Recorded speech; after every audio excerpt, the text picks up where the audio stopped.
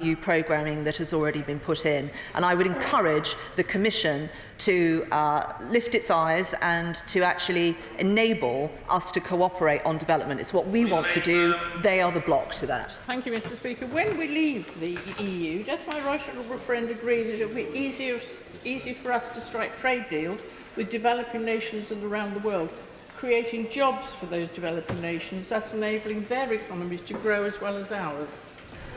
I agree with my honourable friend, and I think we should remember that we must ensure that we deliver on the referendum result. It is not just going to be offering new opportunities for us and our trading relationships, but also could be a catalyst to changing the way the world trades and helping developing nations trade themselves out of poverty. The UK has long played a leadership role within the European Union in shaping its development and humanitarian response. Can the Secretary of State reassure the House that even outside the European Union we will maintain close cooperation so that the world's poorest do not suffer as a result of Brexit? I can give my right honourable friend those assurances. We want to continue to cooperate with our European partners. We would like to have a sensible development partnership going forward with the EU. Currently, the EU are not as keen on that as us and other nations from outside the EU. I hope their programming in the future will be open. Sir David Evan. Thank you, Mr. Speaker. Would my right honourable friend agree that across the world the UK is seen as a development superpower, and would she agree that our leaving the EU will have no effect on this? You do, of course. Well, quite right. It will have no effect on our ability to be able to do things, to work with the partners that we would like. I hope that the European Commission and their legal department in particular will see sense and recognise that the reason why they currently use 20% of their NGOs being British is because we are world class, and their programming will be poorer if they do not continue to use world class organisations. Thank you, Mr. Speaker.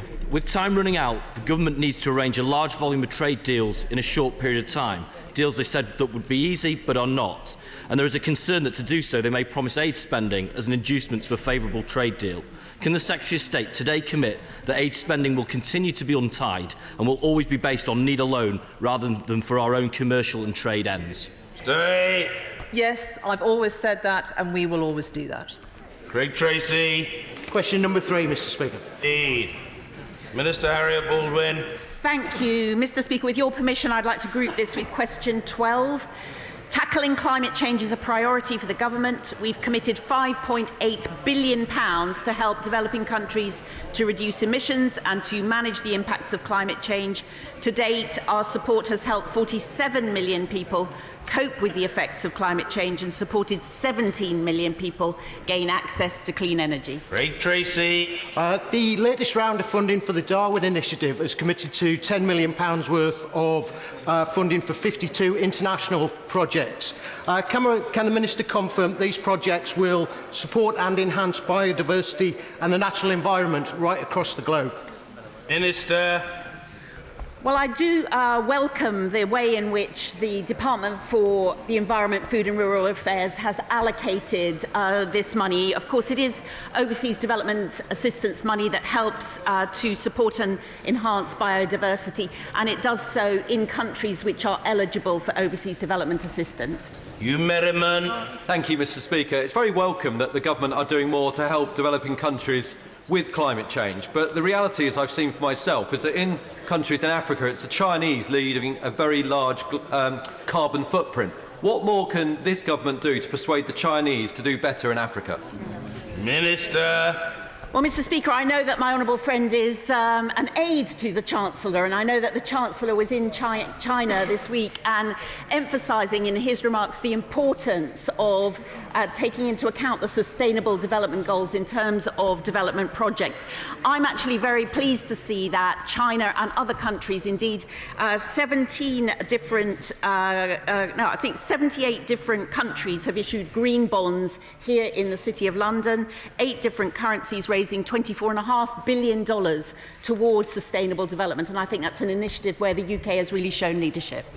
Gregory Campbell. Thank you, Mr. Speaker. Just further to that question, would the Minister concede that we all must do what we can to reduce the impact of climate change, but there are those who seem to be at the very top in China, India and some African countries, that the pressure must be put and applied very significantly to them?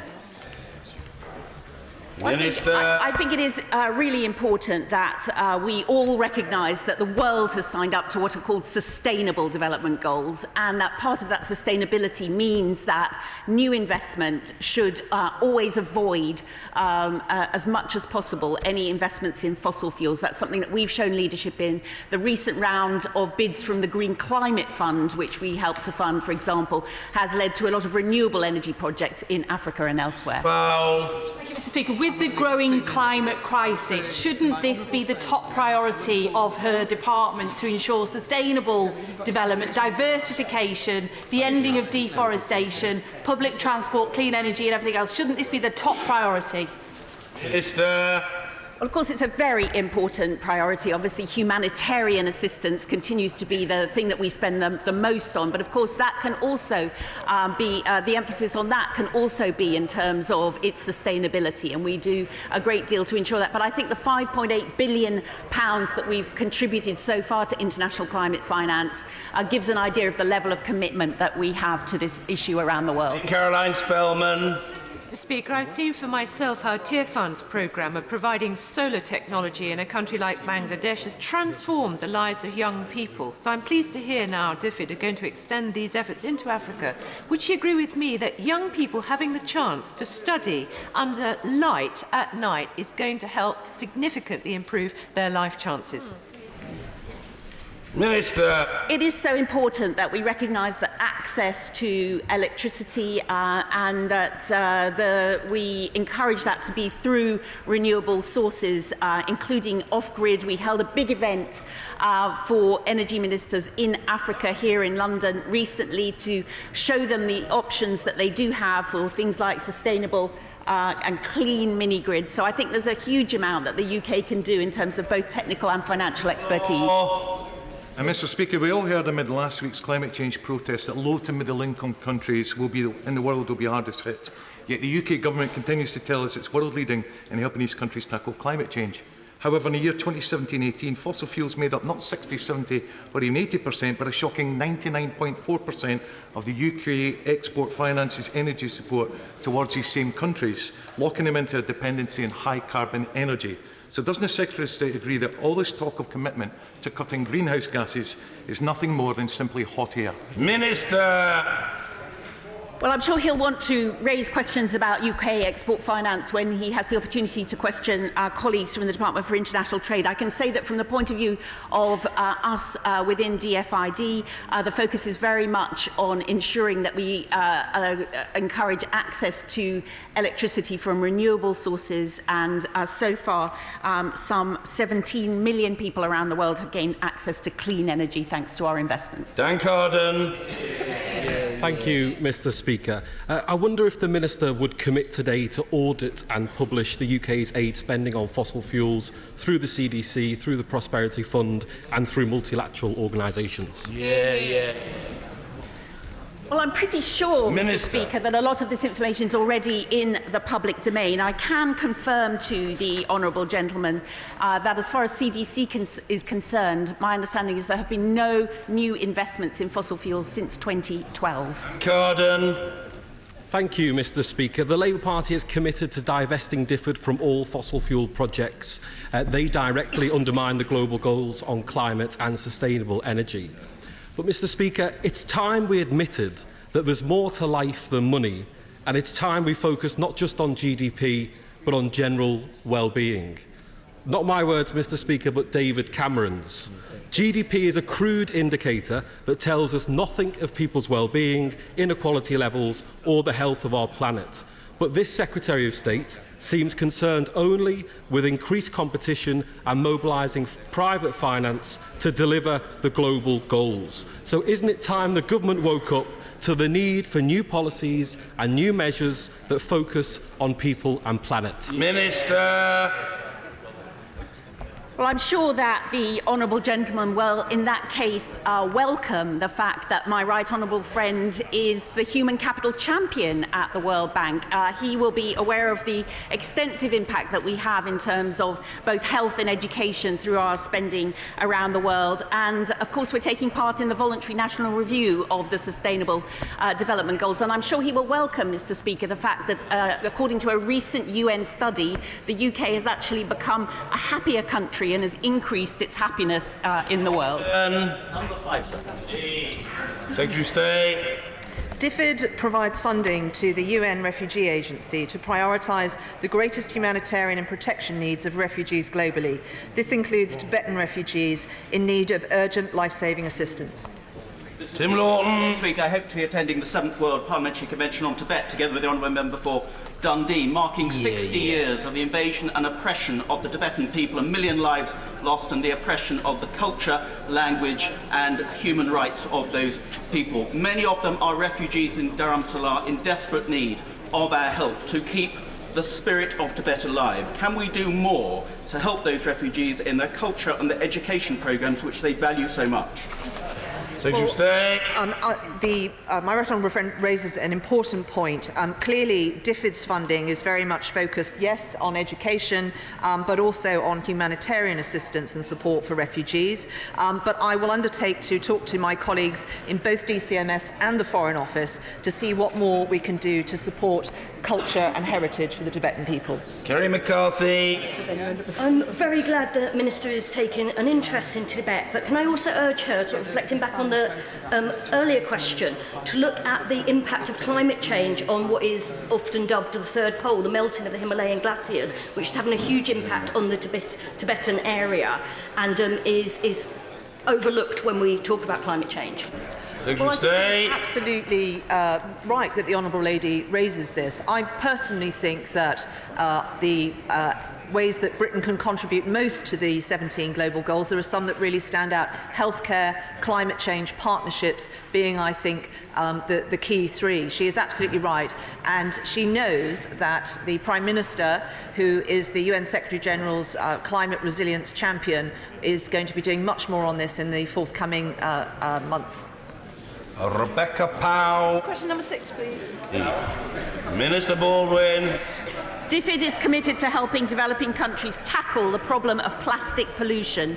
We're spending up to £39 million to help poorer countries find practical ways to improve waste management and identify ways in which manufacturing processes can reduce plastic pollution. Rebecca Powell. Would the Minister agree that we should increasingly put sustainability at the core of all funding that we give?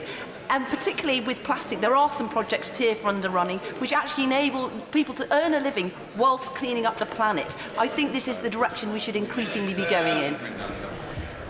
Well, of course, all our work is designed to achieve the Sustainable Development Goals, so sustainability is absolutely crucial, and I think TIER Fund have done some amazing projects, and I'm delighted today, Mr. Speaker, that we're announcing that we are match funding a waste aid project in Cameroon, which will help exactly what she refers to, people earn a livelihood from cleaning up plastic and stopping it going into our oceans. Hugo Swire. Number 7, sir. Minister. Mr. Speaker, DFID has awarded over 80% of its contracts to UK registered companies in each of the last 5 years. One of the achievements this Conservative Party can be most proud of is the fact that of its aid budget. Last year, Britain was the only member of the G7 to meet the UN target of 0.7% of their GDP spent on foreign aid, an astonishing £13.9 billion. Of course, this attracts some criticism in some quarters, so would the Minister not agree with me that one way to negate some of the criticism over the perceived largesse of taxpayers' fund would be to proactively encourage more British companies to win some of these contracts without, of course, contravening state aid? Well, he's absolutely right to highlight. In fact, I think we're the only country in the world to have put that 0.7% into statute. And he is absolutely right. And he can see from the numbers that in open competition, some 80% of our contracts have been awarded to UK registered firms. But of course, we would like to see more. We would like to see smaller companies, and our procurement team has been out on a range of different regional tours across this land to encourage more people to bid for our contract. Number 8, Mr. Speaker. Do you hope the honourable gentleman's all right? He's all right. OK. Good. I'm very glad to hear it. Secretary of State. DFID recognises that restrictions on humanitarian space can impede the work of NGOs in the occupied Palestinian territories, particularly Gaza.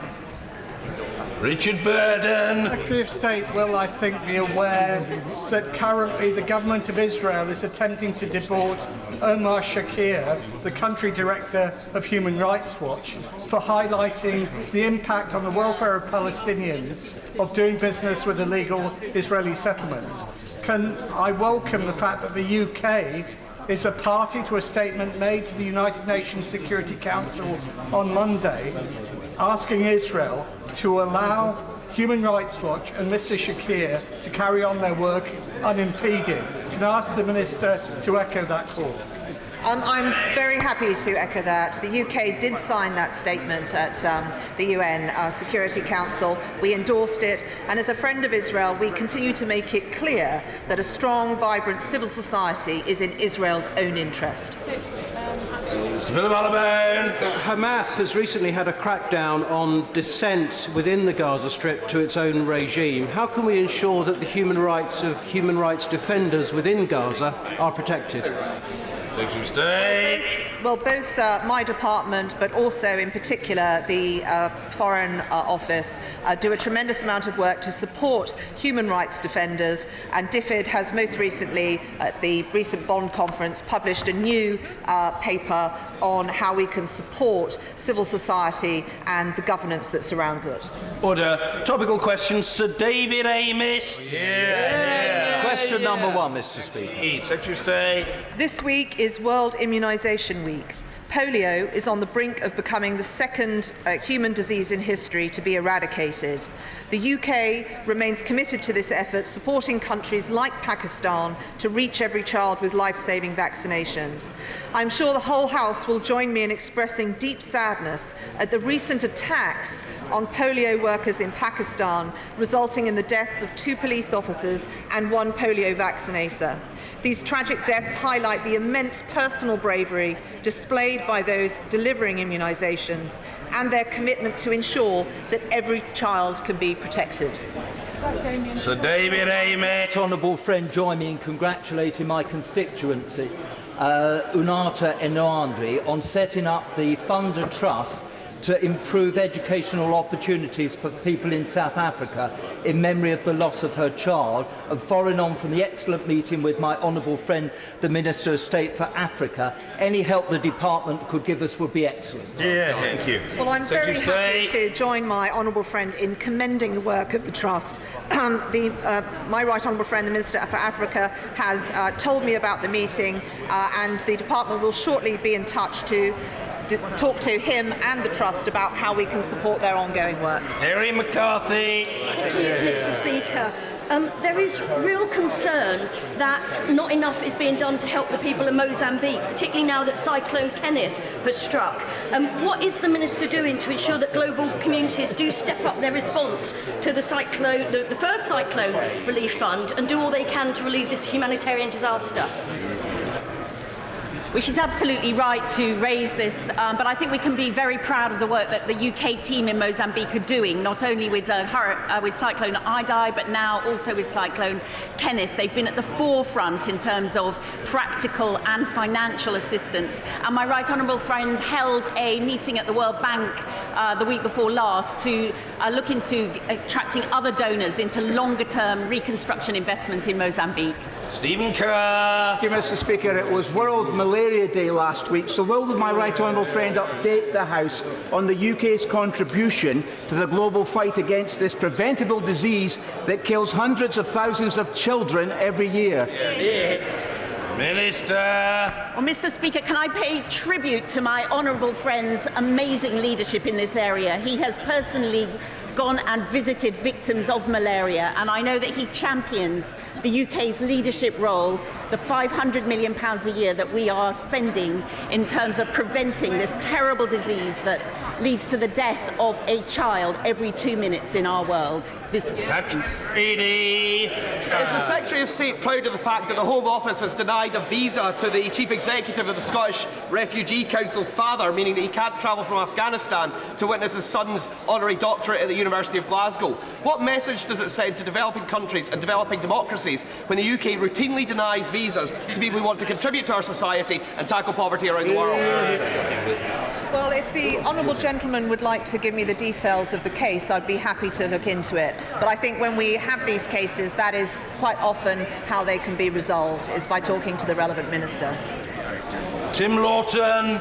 Mr. Speaker, on a recent trip to Jordan, I was lucky to see a fantastic British-funded project in the UNESCO World Heritage Site of Jerash, where a stonemason from Barnsley was training Jordanians and Syrian refugees to restore ancient monuments. Does the Secretary of State agree that cultural aid is an important part of her department's budget, and that includes continued support for UNESCO? Well, I absolutely agree that the supporting culture on heritage matters is incredibly important, not least because it helps generate and support a tourism economy and provides nations with further things that they can do to help alleviate poverty and grow their economies. We have a new initiative at the department called Great Partnerships, which is pairing British expertise, as he has outlined, to those that can benefit from them. And I think the example he gives is a great one. Lucy Powell. With the continuing humanitarian crisis in Yemen, it's vital that pledges of aid from Gulf countries and others that have been made are actually delivered upon. Can the Secretary of State do all she can to ensure that these notoriously bad payers actually cough up? The honourable lady is absolutely right, and I regularly have discussions with counterparts in those nations to encourage them to disperse funds. Most recently with my Emirati opposite number, I had discussions with her on precisely this point this week. Scully. Thank you, Mr. Speaker. There are a large number of Israeli and Palestinian NGOs that pursue partisan and divisive agendas in the West Bank, with many exacerbating tensions for their own ends. Does my right honourable friend agree with me that those NGOs advocating for boycotts, divestment and sanctions against Israel, which the government has taken firm action about, should rightly be opposed? Well, any partner that we work with, we want to ensure that they are exhibiting all behaviours to get good things to happen. So, absolutely, that is our policy, and it is the policy of the organisations we work with as well. Morris. Thank you, Mr. Speaker. Mr. Speaker, I'm sure you're aware that the newly elected President of the Gambia is an avid Arsenal fan. But can the Secretary of State tell us what country-specific direct support she's giving to help the Gambia rebuild its economy and its democracy? Minister. Well, I know that there are many presidents across many African countries who all support a range of different teams, and I think it's a huge part of the work that we do because it touches on so many young people as well. And in terms of soccer aid last year, I paid tribute to the President of Gambia. Of course, we have a range of programmes in DFID in Gambia, but we also, through soccer aid, were able to raise lots of money from football fans, and I think everyone should welcome that. A wonderfully diplomatic response upon which the Minister should, I'm sure, be congratulated. Mr. Alistair Burt. Thank you, Mr. Speaker. My right honourable friend is right to draw attention to the dangers of the anti-vaccination campaigns. In addition to thanking health workers across the world for their bravery in countering this, would she also ensure the United Kingdom leads a vigorous response internationally in order to turn back a tide which is threatening not only those who would be vaccinated themselves, but the communities around them, as we all depend on vaccination for our common safety? Well, I absolutely agree with my right honourable friend, and would like to take this opportunity to pay tribute to him, who led the humanitarian work in my department for his tenure as Minister for the Middle East. I have recently commissioned some new programming to look at how we actually help communities have trust in immunisation programmes. We are so close to eradicating polio from the earth, and it would be an appalling situation if we pulled back and rolled back from that now. Patricia Gibson.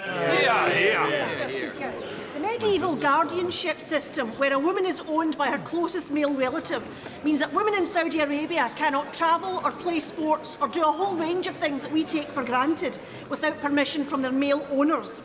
Given that women who seek any level of gender equality and human rights face unprecedented danger and abuse in Saudi Arabia, will she condemn Saudi Arabia for treating women as mere chattels?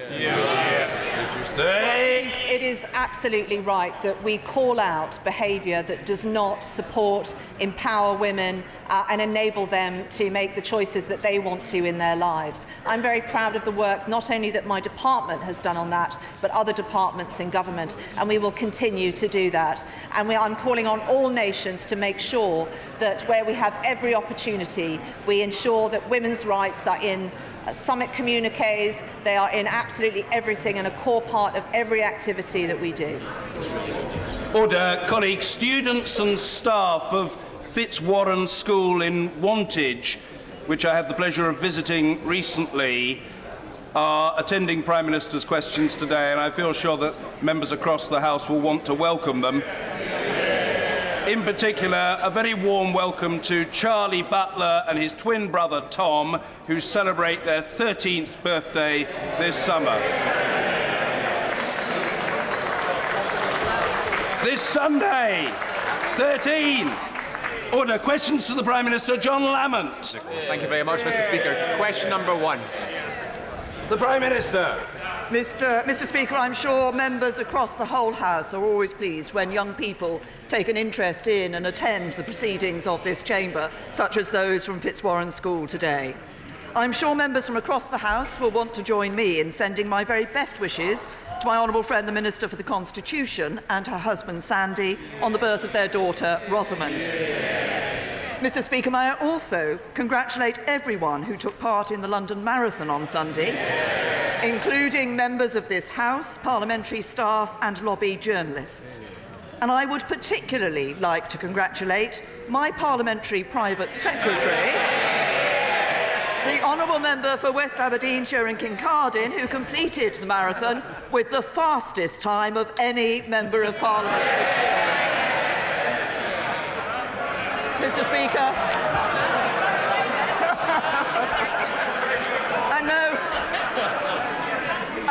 and just for those who are suggesting otherwise, no, I wasn't chasing him at the time.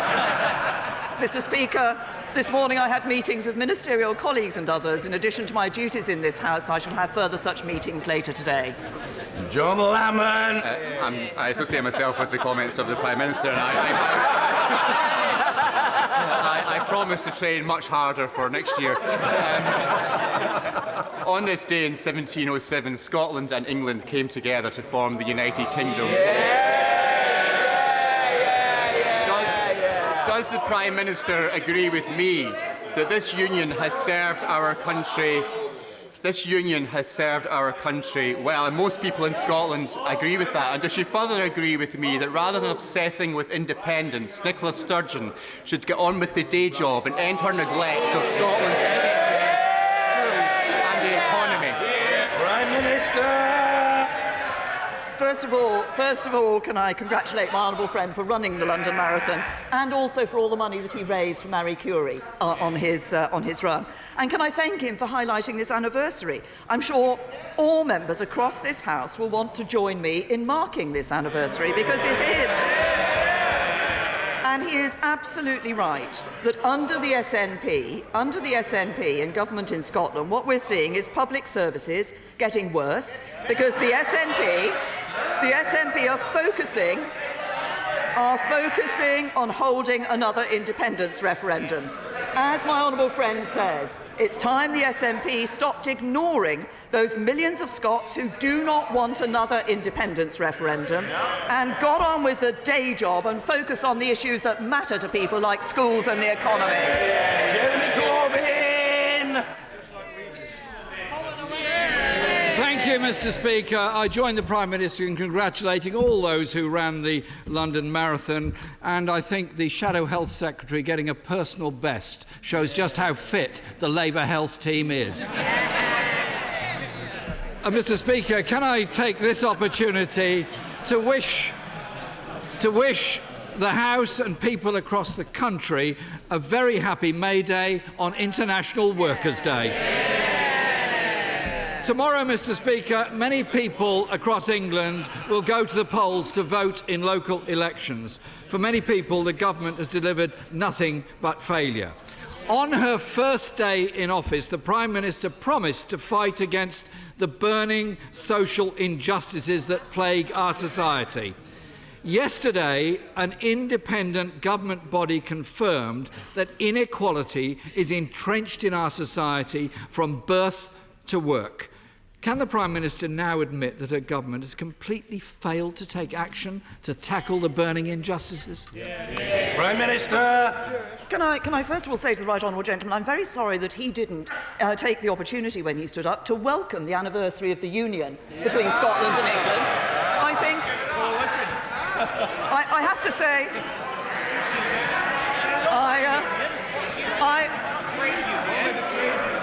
I have to say, I think it's the first time he hasn't welcomed or congratulated a union in this House. He asked about the question. He asked the question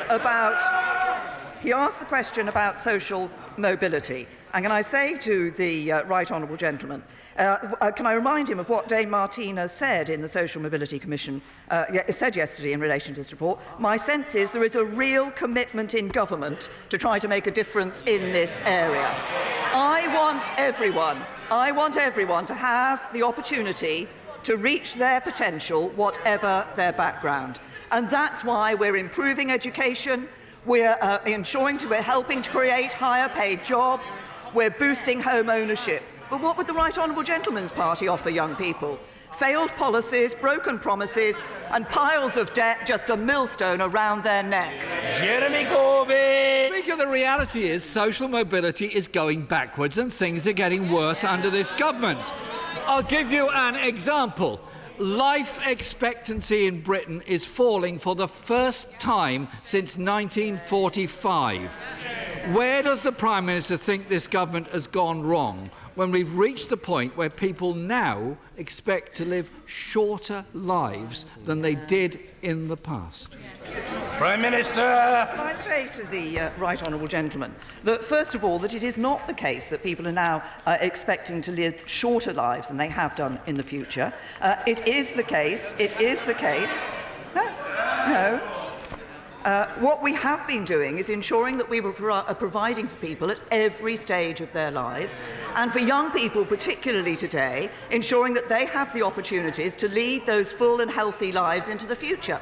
That's why all the actions we're taking across the board in ensuring there are jobs for people, ensuring those jobs are better paid, ensuring people have an encouragement to get into the workplace, and ensuring we provide for them through not just the welfare system but also our long-term plan for the National Health Service. At every stage of life, we are ensuring that we, as Conservatives, are improving people's lives, and in so many of those areas, the right honourable gentleman has done nothing but vote against the policies this Conservative government has produced. Speaker, life expectancy has fallen by 6 months. Infant mortality is rising and up. This month, we've also learnt that a record 1.6 million food parcels were given out last year alone. Under this government, things are getting worse. Does the Prime Minister agree with her Secretary of State that it's the policies of this government that has meant that in one of the richest countries on this earth, food banks are now handing out 14 million meals a year to people, some of whom are in work, who simply haven't got enough to eat? Minister! The best route out of poverty for people.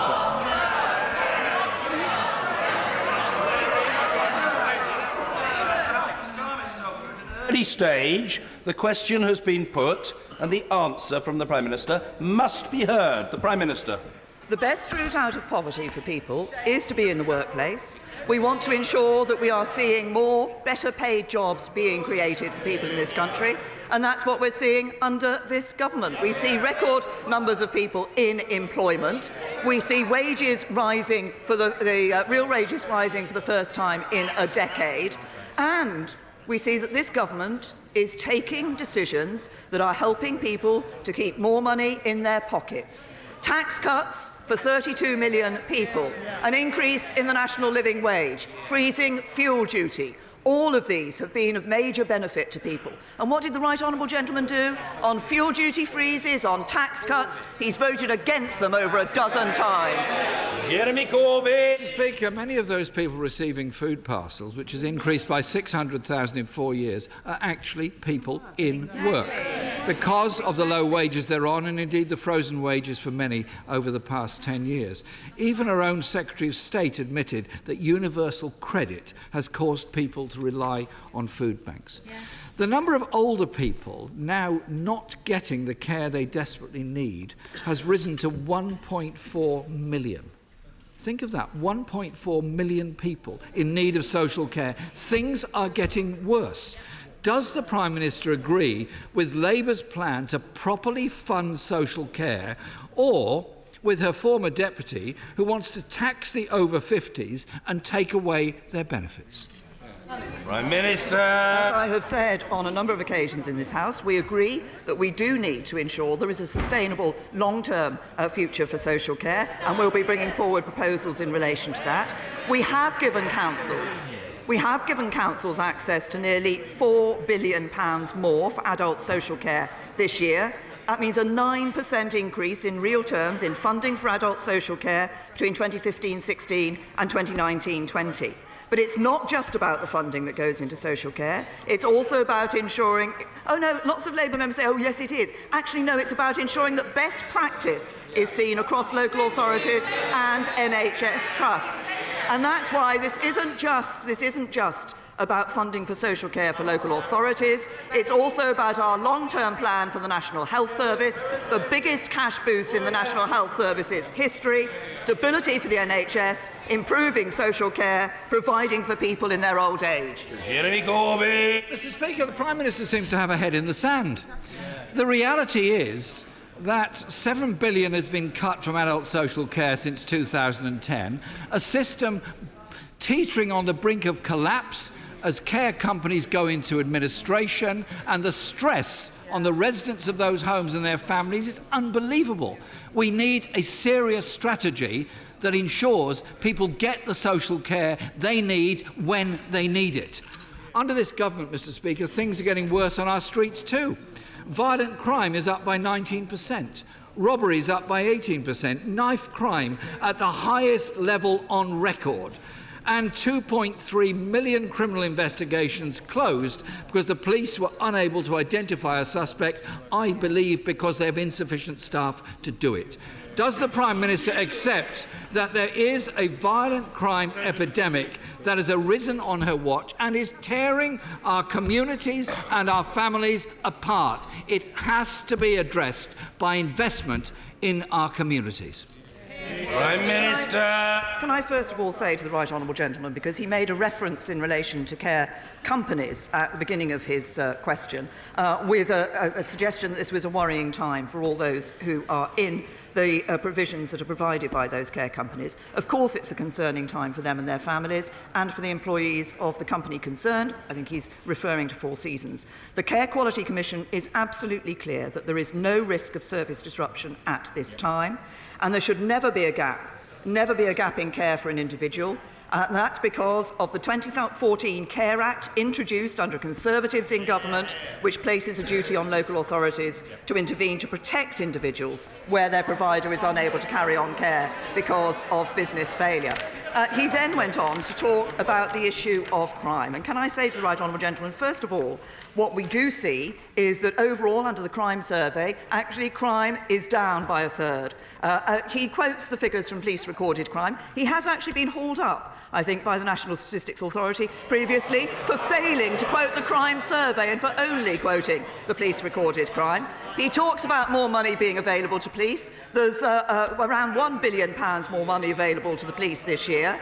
Police and crime commissioners plan to recruit 3,000 more police officers. But what do we also need to do to tackle knife crime and to tackle serious violence? And yes, we are concerned about it. That's why we've brought forward the serious violence strategy. We also need to ensure that we're dealing with drug crime. We also need to ensure that we're turning young people away from violence and ensuring that police and others have the powers to do their jobs. So I'm sorry, I have to say to the right honourable gentleman, I'll take no lectures on this from somebody who voted against more money for the police and voted against tougher laws on knife crime, because that's not helping the police or our system. Jeremy Corbyn. Well, Mr. Speaker, maybe if she doesn't believe me, she can believe her own Home Secretary.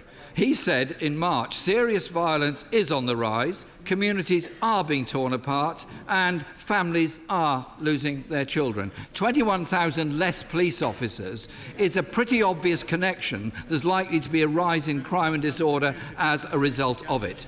Mr. Speaker, under this government, things in this country are getting worse.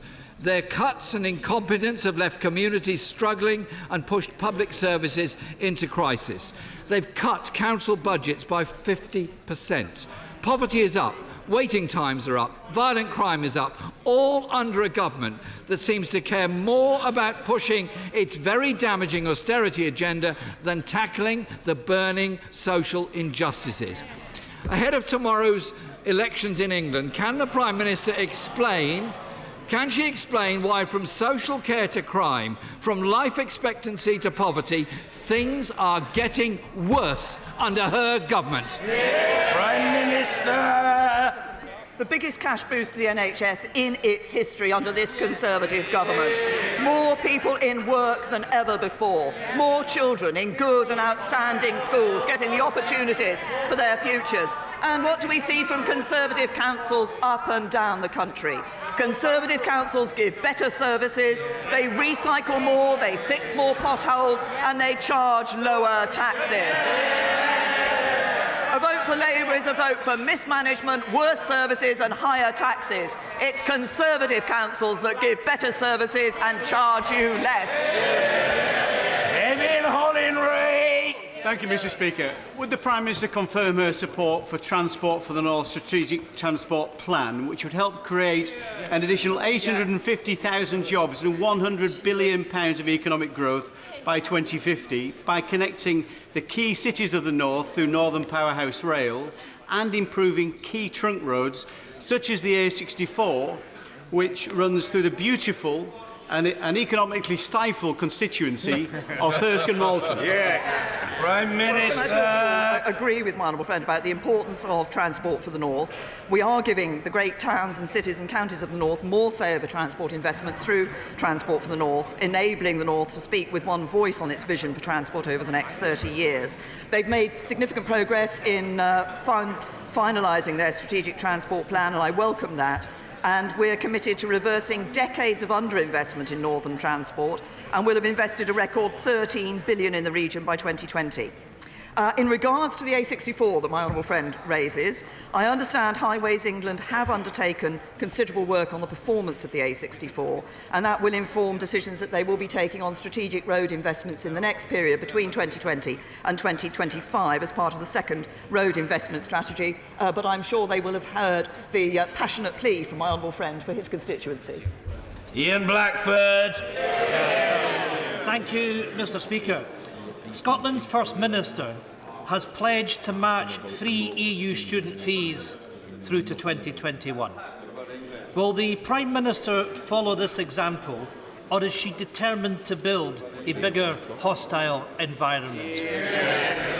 Minister. We've made clear about the position for EU students in this year, and we'll make the announcements in good time for students for future years. But I think I'm right in saying that what the Scottish Government has actually done is said that EU students can have free tuition up to 2024, but English students will have to pay. Ian Blackford. Quite remarkable, Mr. Speaker, because it's the Tories that have introduced fees for English students. Mr. Speaker, when it comes to leaving the EU, the Prime Minister's vision is blinded by ideology. In a no deal, her government intends to curb EU student visas to 3 years. Mr. Speaker, Scottish university courses are generally for 4 years. The Scottish Government and Scottish universities have asked repeatedly for this simple change to be made to reflect our circumstances. Will the Prime Minister confirm today that her government will extend visas to 4 years to allow for Scottish university students, or will she once again completely ignore the wishes and the interest of Scotland, as she has done right through this whole shambolic Brexit process? Prime Minister. Says the right honourable gentleman. I understand that the situation is not quite as problematic for those students as he sets out, given the ability to convert visas. But he started off his question by saying that the government should not be driven by ideology. This is from the SNP. The SNP. If the SNP are worried about students in Scottish universities, they need to ensure that they're spending more time improving the quality of education in Scotland and less time obsessing about independence. Master Turk. Thank you, Mr. Speaker. A number of faith leaders and individuals across East Renfrewshire, particularly from the Catholic community, have raised concerns about recent changes to the immigration rules for preachers coming to the UK on short-term supply placements. The new Tier 2 visa routes double the cost, making it unaffordable for many parishes. Given the huge benefits to congregations and wider communities derived from these placements, can the Prime Minister look again to make sure we're not putting unnecessary barriers into continuing these long-standing and very positive placement opportunities? Prime Minister. Well, first of all, can I agree with my honourable friend in recognising the very valuable part ministers of religion from all faiths play in their local communities, and we want to continue to be able to welcome those who want to come to the UK in accordance with our immigration rules. I understand that as part of their extensive programme of engagement around the future borders and immigration system, the Home Office will be talking to representatives of a range of faith and community groups, and those discussions will include the future visa arrangements for ministers of religion. Dr. Paul William. Thank you, Mr. Speaker. Mr. Speaker, last week in a public meeting in Stockton South, I heard a community fed up with rising levels of crime and antisocial behaviour. I heard about a lady in her 90s, terrified in her own home, and residents in another part of my constituency have taken to carrying out their own street patrols. Cleveland Police, my local force, has to contend with the 4th highest crime rate in the country, but has lost 500 officers due to cuts. My constituents have asked me to come here to ask her to look again at the funding needs of Cleveland Police. Would she do so? Prime Minister. First of all, congratulate the honourable gentleman, who I understand was another of the London Marathon runners on Sunday. We are making more money available to local police forces. As I say, around the country there are a number of police and crime commissioners who are recruiting more police officers. But the issue of dealing with crime and of dealing with that antisocial behaviour is not just about policing. It is about what we do, how we ensure that we turn young people away from that behaviour and away from violence. And that is about a wider range of activities. It's why I held, together with the Home Secretary and other Secretaries of State, the summit on serious violence and knife crime last month, bringing people from all organisations, from community organisations, from charities, as well as police forces and others together to ensure that we can tackle this as a whole of government and a whole of society issue. Charlie Elphick. Thank you, Mr. Speaker. In 2017, my constituent Rebecca Cruiser tragically took her own life. She had a whole life ahead of her, but she suffered from postnatal depression. Her son will now grow up never knowing his mother. And many mothers returning to work suffer mental health challenges while seeking to juggle the demands of work and parenting. Today is World Maternal Mental Health Day. Does the Prime Minister agree that we need to do more to support the mental health of parents and mothers returning to work, And will she back Rebecca's family's campaign for more specialist mother and baby mental health care units in Kent and across the country as a whole? Prime Minister. Well, can I first of all thank my honourable friend for raising a very important issue, and secondly send our condolences to the family of his constituent, particularly that young son who will be growing up without his mother. It is this issue of postnatal depression, that issue of people returning to work as well, and balancing those childcare and work responsibilities is an important one. We are looking at a new returners programme to help those who are returning into the workplace. I know my honourable friend, the Minister responsible for with mental health is also doing some very good work looking at this whole question of mental health provision, particularly for mothers with young babies. This is an area, it's right for my honourable friend to have raised it. It is one that government is looking at in a number of ways, and we will aim to ensure that nobody else suffers in the way that his constituent and her family did. Deirdre Brock. Mr. Speaker, the Prime Minister will not be surprised to learn I'd like her to finally spill the beans on Cambridge Analytica and Aggregate IQ visiting Downing Street. For more than a year now, I've been asking why these shadowy organisations were invited into the heart of her government, and she has been refusing to answer. When I write to her, a junior minister responds and says there's nothing to reveal, most recently saying no meetings took place. But I now have a written answer from the FCO saying ministers and officials had a series of meetings with Cambridge Analytica. Will the Prime Minister finally come clean? Which of her ministers, special advisers and officials have met AIQ or Cambridge Analytica? Where and when did those meetings take place? And what was the purpose of them? Prime Minister. Honourable Lady, she has consistently stood up and asked me about meetings that took place in Number 10, and she has had answers about meetings that took place in Number 10. My honourable friend, the Minister for the Constitution, has written to the Honourable Lady about this. We routinely publish information about ministers and senior officials' meetings with external organisation. Correct information has been published in the transparency returns for my meetings. But the Honourable Lady might also like to know that actually the UK government does publish far more transparency data than the Scottish government. David T.C. David. Mr. Speaker, I have told the Financial Conduct Authority that one of the companies on their approved register owes millions of pounds, including money to the FCA itself. In light of the collapse of another FCA-approved company a few weeks ago, leaving thousands without their life savings, will she find out what exactly the Financial Conduct Authority actually do to regulate the companies on their approved register?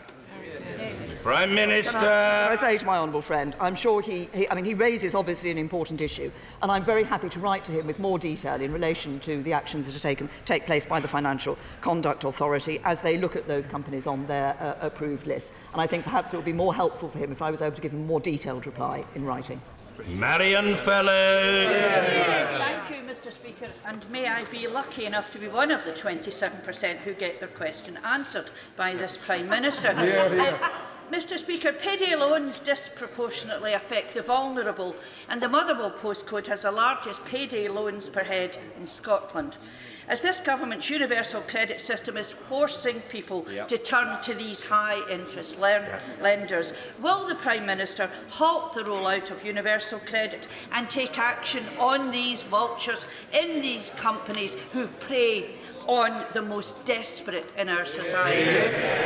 Well, can I say to Minister that the issue of universal credit, this government has changed the way universal credit operates as we have been rolling it out. We have ensured that somebody moving on to universal credit can get 100% advance payment where that is necessary for them. But could I also remind the Honourable Lady that the Scottish Government actually now has extra powers in relation to welfare, which so far they have been reluctant to use.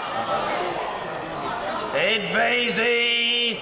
Mr. Speaker, may I thank you for asking Fitzwarren School from my constituency to Parliament today. It's an excellent school with excellent pupils and outstanding teachers.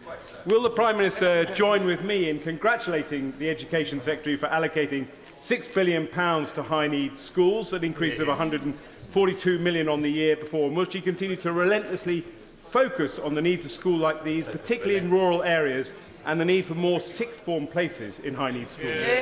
Well, can I join my honourable friend in congratulating the Education Secretary for the action that he is taking, for the attention he is giving in ensuring that that funding is available to across the school sector, but also ensuring that those schools where there are particular needs are able to be supported and supported properly, and recognising, as we have done, the particular needs of schools in rural areas. Mr. Jim Cunningham. Very much, Mr. Speaker. During the general election, the Prime Minister gave a manifesto commitment to retain free TV licences and bus passes. Does she still stand by them? No. Prime Minister. That we do stand by the commitments that we made. Of course, we are changing the arrangements for the TV licences. That is going to the BBC, but there is no reason why the BBC, with the money available to it, is not able to continue that. Dame Cheryl Gillan. Will the Prime Minister welcome the first ever training session being held in the House of Commons today on understanding autism, for which 59 colleagues have signed up, Mr. Speaker? Each of us has around 1,000 people in our constituency that are on the autistic spectrum, and therefore it is vital that members of Parliament understand what life can be like for people with autism, and that they can provide their constituents with even better services with that understanding. Yes. Well, can I thank my Prime Minister for raising this? She has raised this issue with me in the past when I think I welcomed the suggestion for having these courses available to members of Parliament. I think it's very important. I congratulate those 59 members who've signed up for the course today. It is important that we're all able to provide that support and understand rather better for those who come to our surgeries and who we meet in our constituencies the challenges that they face. Mr. Stephen Hepburn. Will the Prime Minister commit herself here and now to fly the flag and to build the 3 Royal Navy supply ships in British yards, including the Tyne, by reversing an unpatriotic decision to put this out to international tender? Prime Minister. I say to the honourable gentleman, as he knows, actually we've taken shipbuilding in the United Kingdom incredibly seriously by publishing a shipbuilding strategy which is aimed to ensure that we can enhance the capabilities of shipbuilding yards around the country. Individual decisions are taken in relation to Royal Navy ships, but what's important is that we have an overall strategy that is encouraging shipbuilding around the country. Pauline Latham. Woodcock started the Dying to Work campaign to create safety for people who've given a terminal diagnosis in their place of work. This week, we reached over 1 million employees who are covered by the voluntary charter. Isn't it time now that the government took this on and closed that anomaly in the law? Can I first of all thank my honourable friend for raising this issue and for championing this campaign, and I know that she's met ministers to discuss this, and I think we all agree that it is important that a terminally ill person should not have worries about their job, and that's why the Dying to Work Charter is so important and such a good example of supporting terminally ill workers, and I'm very pleased to hear that it has now reached the million mark in terms of the number of employees. Employers are making commitments to their employees by signing that charter, and that they will not be dismissed, and their families' financial security will not be put at risk. I will ask a minister to write to her about the aspect of the Disabilities Act and introducing, looking at this in relation to legislation. Theresa Pearce. Thank you, Mr. Speaker. In March 2014, my constituent, Jadvinder Singh Bogle, went on holiday to Dubai and never came home. He was arrested, made to sign a confession in Arabic, convicted of possession of cocaine despite no drugs being found on him and no evidence of drugs, and is serving 25 years in a Dubai jail. We applied under the prisoner transfer agreement for him to serve his sentence in the UK so his elderly, frail mother could see her only son. This was refused. As it appears, all other applications have been refused since the PTA was signed by the UAE in 2013. 2013. So I asked the Prime Minister, is that PTA agreement worth the paper it's written on? Prime Minister. Can I say to the Honourable Lady, obviously I recognise her concern about the case that she has raised. I will ask ministers in the Ministry of Justice and the Foreign Office to look at this issue and to come back to her on the particular case that she has raised. We do expect when we have these PTAs signed that we are able to ensure that they act, that they do the job that they are intended to do in enabling those prisoner transfers. But I'll ask that the relevant minister writes to her on this specific case that she's raised. Tom Tugendhat. Thank you, Mr. Speaker. Mr. Speaker, apart from an extraordinary leak, which I won't go into, the decision that has been discussed in many parts of the world at the moment is the possibility that we will be nesting a dragon in the critical national infrastructure of the UK by allowing Huawei to build the cyber network that will power 5G. This decision is frankly extraordinary given the advice of the National Security Agency of the United States and the Australian Signals Directorate. Could the Prime Minister perhaps explain why she feels ignoring two of our closest intelligence allies and putting in danger a 70-year intelligence sharing relationship that has underpinned the security of the UK is worth it for Chinese commercial gain? Prime Minister. My honourable friend, that we are committed to taking decisions supported by a hard-headed, technically informed assessment of the risk. We do discuss very closely with our allies security issues. We have put in place a review of the 5G supply chain to ensure that we have a secure and resilient rollout of 5G, and the decisions of that review will be announced in due course. The priorities that we have in relation to the future of telecommunications are stronger cybersecurity practices, greater resilience in telecoms networks and diversity in the market, and that drives our thinking. Sir Mark Hendrick. Mr. Speaker, 3 weeks ago in this chamber, I informed the Prime Minister that nearly 8,000 children in Preston are living in poverty, a significant part of which is due to the rollout of universal credit last year. In her response, the Prime Minister used the hackneyed phrase that families where both parents are in work are 5 times less likely to be in poverty. That isn't an answer, Mr. Speaker, it's a misleading statistic. Both parents working isn't a guarantee that they won't be living in poverty because of low pay. What if only one parent is working? Or what if it is a one-parent family? She knows that universal credit is not working for thousands of people in my constituency and millions of people up and down the country. I believe the truth is, Mr. Speaker, she doesn't care. Prime Minister. To the honourable gentleman, that the reference I made to the children, the impact of children living in a household where both parents are working on poverty is a correct one. That is a fact. What is also the case is that there are more people now receiving the full benefit to which they're entitled as a result of universal credit being introduced. We see disabled people in the household actually having access to more funding as a result of universal credit. And universal credit is ensuring that people not only get encouraged into the workplace, but when they're in the workplace, they're able to keep more of the money that they earn. This is in direct contrast to a legacy system from Labour that meant that over 1 million people, 1.4 million people, were left on benefits for nearly a decade. Johnny Mercer. Thank you very much, Mr. Speaker. On the way up here this week, I received a telephone call from Dennis Hutchins. Dennis is 77 years old. He lives near Plymouth, and he's just been charged with attempted murder from an incident in Northern Ireland 42 years ago. Dennis Hutchins is not alone. You have Soldier B, you have Soldier F, and what is happening is directly in contradiction to what the Prime Minister herself personally promised on our conference stage 2 years ago. Could she inform people like Dennis exactly what she has done and what she is doing to end this process that is abhorrent to so many people in this country? Order. Can I just say I absolutely respect the sincerity and public spiritedness of the honourable gentleman, but in general terms it is not desirable to refer to sub judice cases, and therefore I know the Prime Minister will want to take into account that consideration in her response. But the honourable gentleman has said what he said, and the Prime Minister will say what she wants to say. The Prime Minister. Thank you, Mr. Speaker. And can I say to my honourable friend that we have been clear that the current system for dealing with the legacy of Northern Ireland's past isn't working well for anyone. As I've said before in this House, around 3,500 people were killed in the Troubles. The vast majority were murdered by terrorists. Many of these cases require further investigation, including the deaths of hundreds of members of the security forces. But the system to investigate the past does need to change to provide better outcomes. That's better outcomes for victims and survivors of the Troubles, but also to ensure that our armed forces and police officers are not unfairly treated.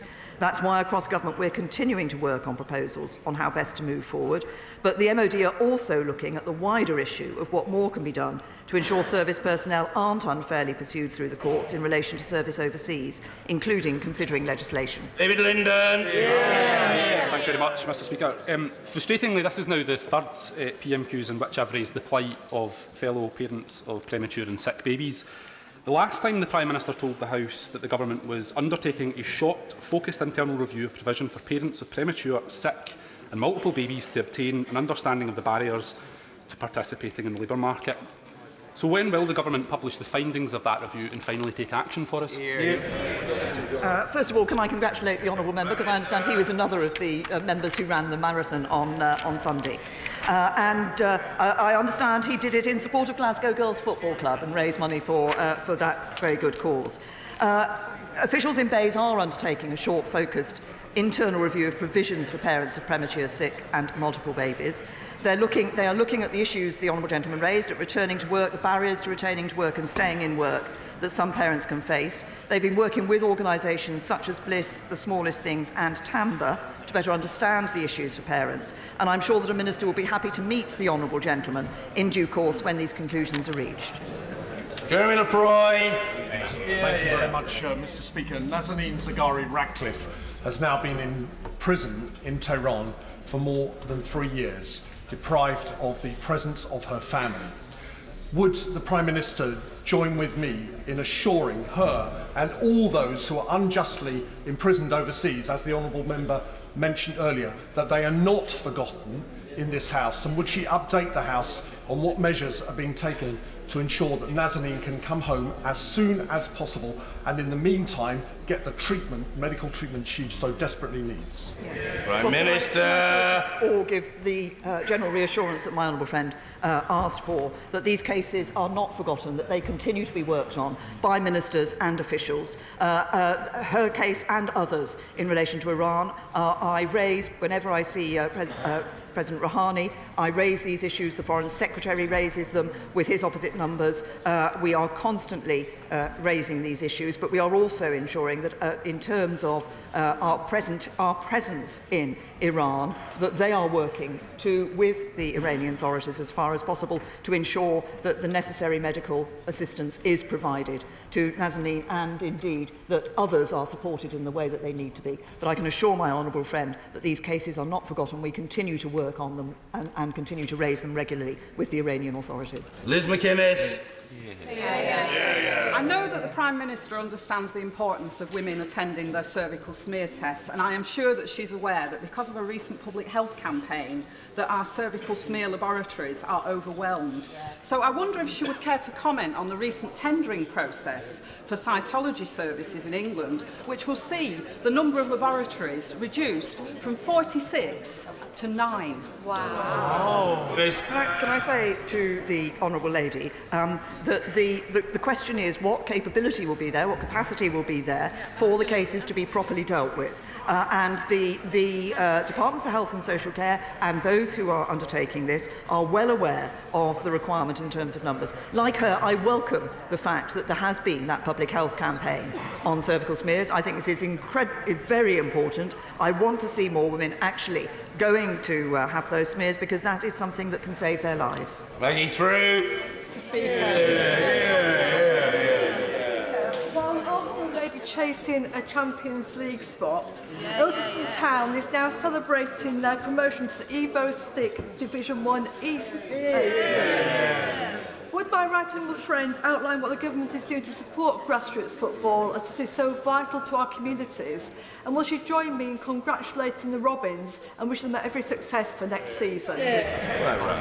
Prime Minister. Can I say to my honourable friend, first of all, I congratulate Ilkeston Town. I believe they have been, as she says, they've been promoted, and I wish them all the very best, the Robins all the very best for the next season.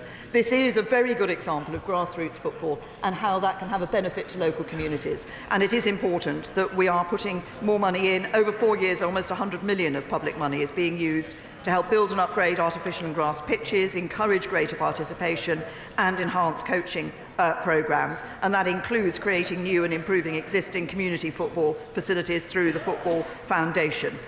We're committed to playing our part in improving and strengthening grassroots football in this country, and the Robins are playing their part in showing the benefit that it has in their local community. Cable.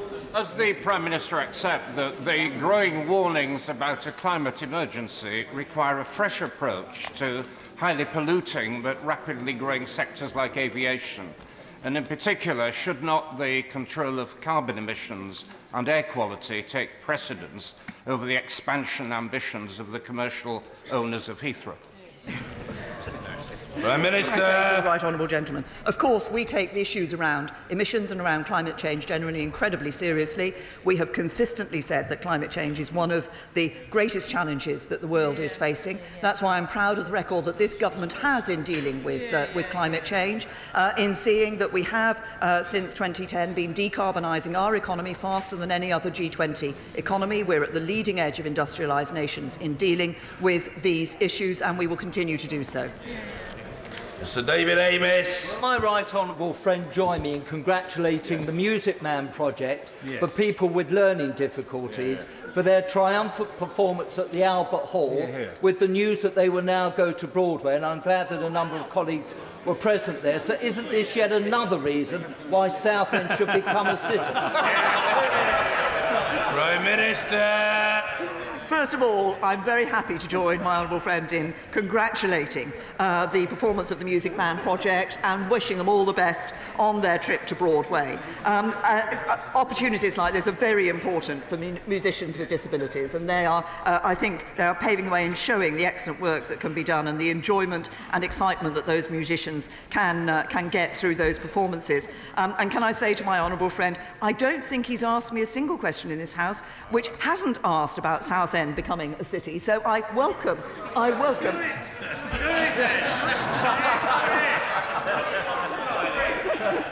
think we might need more than B&Q in order to be able to, if my honourable friend will get the reference. He has been campaigning resolutely, and I'm sure he will diligently continue to do so on behalf of his constituency. Anna Johnson. Mr. Speaker, yesterday saw the first harrowing testimonies of those who'd been infected by the infected NHS blood scandal. Since the Prime Minister announced the public inquiry in July 2017, one victim has died every 4 days. Delay is not acceptable. In the Republic of Ireland, they accepted that it was known that there were risks, and in the 1990s they paid full compensation. Why can we not do the same in the United Kingdom? Prime Minister. Can I commend the Honourable Lady for the work that she has done with others in this House to ensure that that inquiry is taking place. It is, of course, an independent inquiry. We are ensuring that the inquiry is provided with all the resources that it needs, that the chairman of the inquiry requires and identifies as being needed for that inquiry. I think it is. She is absolutely right that this is something that should have taken place earlier. This is something about which, as you said, there are those who have died since the start of the campaign to ensure that this inquiry could be held. It is important that we get to the bottom of this issue, and that's why we're ensuring that the inquiry is not only independent, but it does have the resources it needs. Order.